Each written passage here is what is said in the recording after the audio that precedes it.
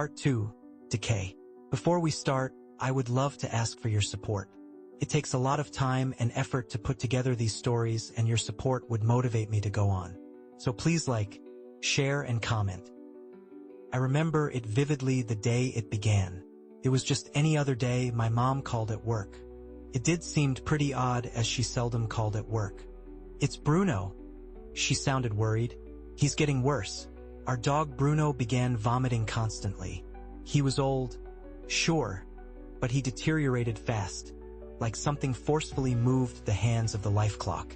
Lethargic, hair loss, appetite gone. We tried vets, changed food, nothing worked. He died 6 weeks later. My mom was devastated. She was the one who brought him after she got married. It was the last gift of her father to her. But the strange things got stanger. Then my mom started showing symptoms. Nausea, dizziness, skin rashes. Dad followed suit with fatigue, chronic coughs. Even I wasn't spared. My fingers tingled constantly. My gums bled and hair fall. We thought it was mold, bad water, even gas leaks. We called in inspectors. Nothing came out. And then, strangely enough, the neighbors started getting sick too. I heard the old man Tom, a war vet who lived across the street, was going through some serious nausea. It was odd.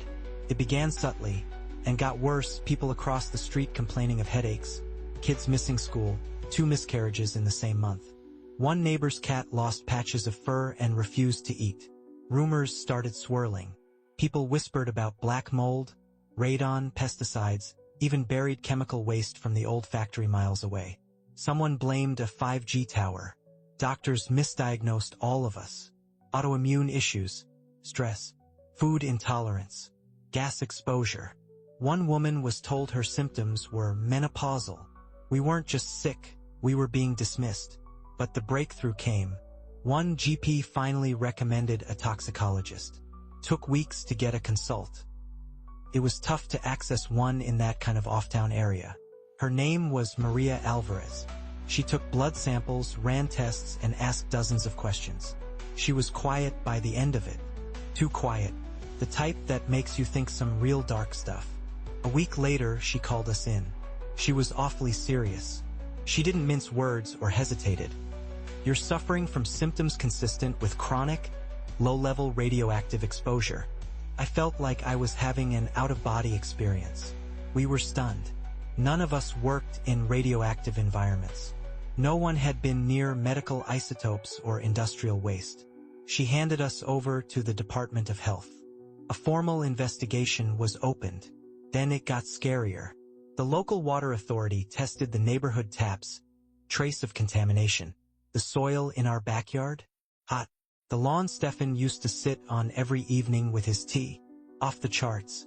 A retired physics teacher 2 streets over filed an independent radiation report. It matched ours. The bills were piling up. No straight answers. Just declining health and growing paranoia. It wasn't like we were rich or had old money, so I knew I had to act fast. Then, authorities took a serious interest over this strange event. They applied for a radiation specialist who came out from the city with a Geiger counter. He barely stepped inside the house before saying, "You need to get out, now." And that's when the full-scale evacuation began.